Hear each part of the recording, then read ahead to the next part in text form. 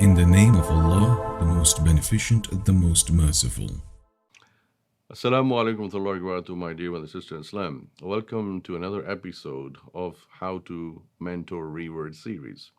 Today we'll be talking about that how you as a mentor, as a volunteer, or as a Muslim brother or sister can teach and groom your fellow friend or buddy or mentee, which is the revert brother or sister, in terms of purification, tahara. Right after conversion, one of the first important aspects is to know about cleanliness.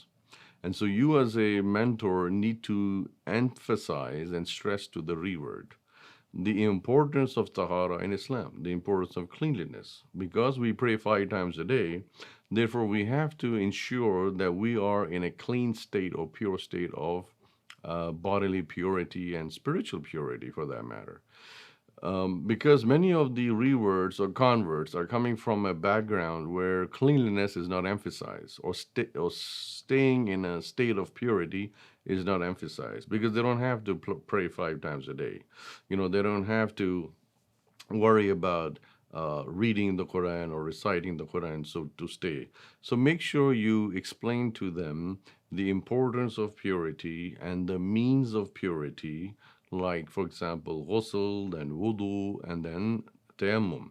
Make sure you go through all those 3 stages of explaining to them when each one is required and when each one is feasible. And the other thing you have to understand is when each one is to be performed in what situation.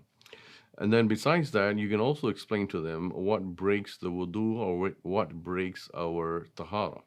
So when we talk about tahara purity, make sure you tell them about the major impurity and the minor impurity. And make sure you tell them about the najasa impurities that are there, which create the state of janaba for a person.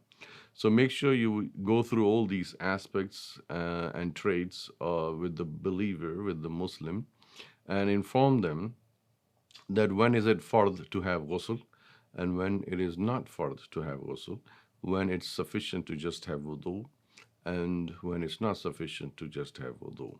And the other aspect in all of this that you have to teach the mentor in this early stage of right after conversion is the ability to perform these acts of purification with ease and with the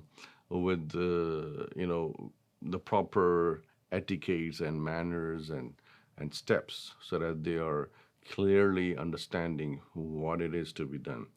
Besides this, you also have to inform your revert or convert that how their daily life is going to change now that they have said the Shahada and converted. Because before, when they would go for in the bathroom for urine or defecation, they would be using bathroom in a different way. And now the bathroom manners have to be taught to them and to be informed. Especially for females, when it comes to their monthly cycle, the revert mentors have to teach their revert sisters how they have to adopt and what to do in those situations and how to cleanse themselves after that. When is ghusl required? Likewise, same thing with childbirth and post childbirth. All those aspects can be taken care of by the revert mentors for their revert sisters when they're explaining about tahara, impurity. The bottom line that is need to be explained to the reverts is that this whole aspect of purity is the fundamental core of the practices of Islam. And therefore, it is important to understand how to have hygiene and cleanliness. This is something that you would teach your son and daughter as they are growing up, as they reach puberty and reach their maturity. You would teach your own daughter or son about these aspects and cleanliness and hygiene and removing hair from certain parts of the body that is essential, what the Prophet ﷺ told us about. All of these things you can review from that checklist that was given to you from Why Islam, or even in any major books about the cleanliness and tahara.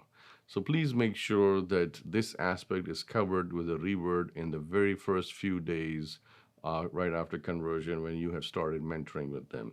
Jazakallah khairan. Wassalamu alaikum wa rahmatullahi wa barakatuh.